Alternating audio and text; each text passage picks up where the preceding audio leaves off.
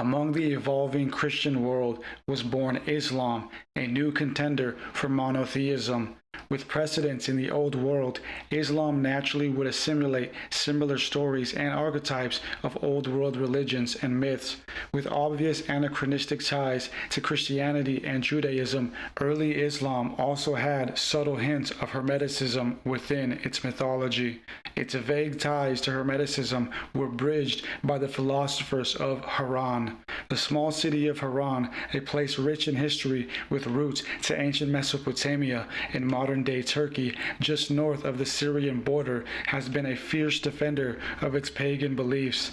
During the Christian conquest and empire expansion, Haran aggressively held out against Christian rule and religious assimilation. Having to undergo this fight again with the onset of Muslim infiltration, the Harranians of the 7th century succeeded in making a pact with its Muslim invaders. The caliphs of the time agreed to allow the Harranians to maintain most of their pagan customs and even made academic allies of them. The Harranians adopted an Islamic name for themselves taken out of the Quran to show respect and some assimilation. They then called themselves the Sabians, a sort of Gentile group of the Quran. The famous Harranian scholar Tabit ibn Qurra was employed by the Muslim leaders to travel and translate Greek and Syriac texts into Arabic. The importance of the Harranians is that they held a devout belief in the god Hermes. By the 9th century, they held Hermes as a prominent prophet within their religion.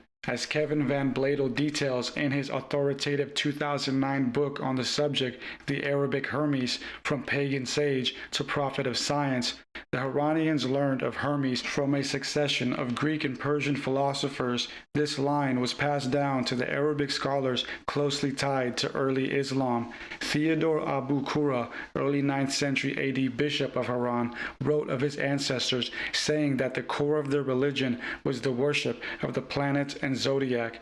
The ancient Harranians believed it was these celestial bodies that governed human life. Theodore also claimed that the prophet and astrological sage of their religion was none other than Hermes. Wahb ibn Munabi was crucial in weaving Christian and Judaic beliefs into early Islam, threading a truth between the three Abrahamic faiths. He is also accredited as the first in Islam to connect its famous prophet Idris with Enoch and subsequently Hermes. Idris is the second prophet mentioned in the Quran. It is said within Islamic lore that the prophet Idris was a sage of metaphysical sciences.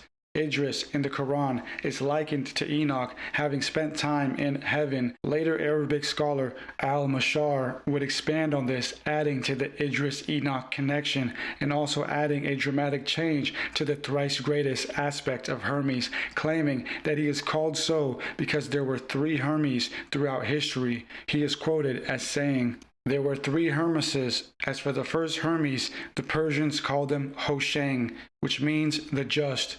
The Persians say that his grandfather was Kayomarth, that is Adam.